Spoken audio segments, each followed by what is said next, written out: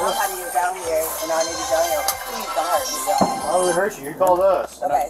Oh, I would rebuke you in the name of Jesus. Huh? Rebuke you in the name of You better not. I swear to God, I'll straight your face. Okay, I'm sorry. Drop the pot! Drop the pot! Honestly, I still can't wrap my head around it. So much for saying, why would we hurt you? You called us. You want to tell me that a black woman, Sonya Massey, in her own home called 911 because she thought she was in danger. Then this white officer, Sean Grayson, came in and unalived her and then prevented his partner from rendering aid to her? What the hell has happened to humanity? Well, best believe that Sonya's family wants answers and they want justice. The only time I'm gonna see my baby again is when I leave this world. But you know what I want? I want justice for my baby. Yeah. This new footage that was released of the night Sonya was just sickening, to say the least. And let me tell y'all some of the things that came up as I was digging, because this incident didn't make sense. Apparently, the officer who was responsible for unaliving Sonya worked for 6 different police sheriff's departments in 4 years, and he also had 2 DUI convictions. How in the freaking world was an officer like this still wearing a badge? And why was the deputy's body cam off while the whole ordeal was going on? Was this some sort of white supremacist gang initiation hit? And why did he lie and say that Sonya unalived herself? Let's just get right into this madness, y'all. Now, the shocking incident that took place in the early hours of July 6th began when Sonya called the police to her home in Springfield, 200 miles south of Chicago, to report that she believed someone had broken into her property. And the 911 dispatch call has been released. So let's have a look at that first. She 318, 319, just 43. When you're clear that, I'm going to have you both stacked to a prowler. Caller hears noises outside the house. Wouldn't answer questions, hung up on us. So once the deputies arrived, they tried knocking on the door, but there was no answer. And when the dispatcher called to tell Sonya that they were outside, the call went straight to voicemail. The dispatcher did say that he could hear some sort of wrestling around, and the deputy also said that Sonya told them to hold on. 43, now we're getting an open line on 911 from a 911 only cell phone. It's not the call that she originally called from.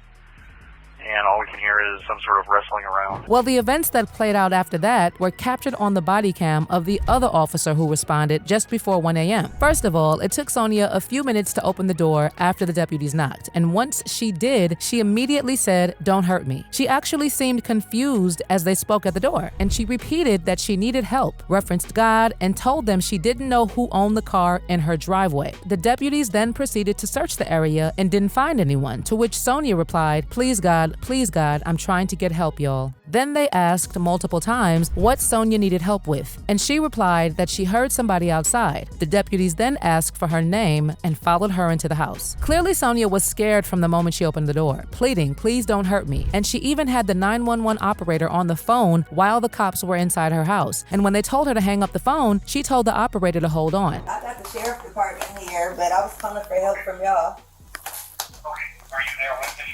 They're here in my house right now. Okay, I'll let you go and you can talk to them. No, hold on. Wait a second, sir. You can hang up, Codwell. It's good. Number one, you're there with the deputy, correct? No, hold on, okay?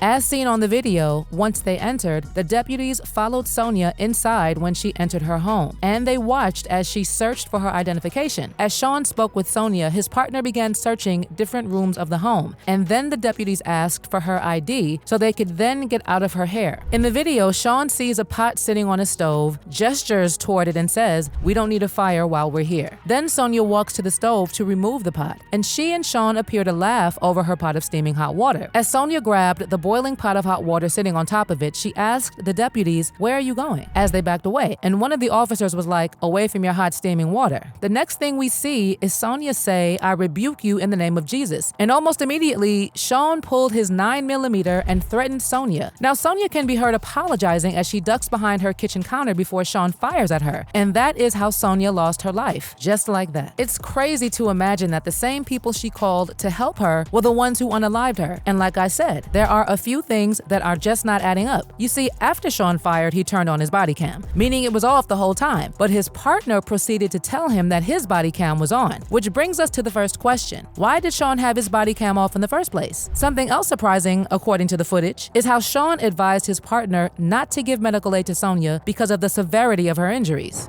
I'm gonna go get my kit. No, heads up, dude. She's done. You can go get it, but that's a headshot. The other deputy provided emergency assistance anyway and stayed with Sonya until medical personnel arrived. Note that Sonya was still breathing, but Sean held his ground and said he would not waste his medical kit, as the other deputy said, "We can at least try to stop the bleeding." And when the response team arrived and asked what had happened, according to Sean, he wasn't going to take hot boiling water to the face, and that's the reason why he fired. No, she had boiling water and came at me with boiling water. Yeah. She said she was going to rebuke me in the name of Jesus and came out with boiling water. That's what all this is. I was standing right here. But from the way a lot of people look at it, it's possible that Sean was pissed when Sonya took so long to come to the door. And because of that, he escalated that situation and fired at her for something so trivial. You come in the door or not? All right.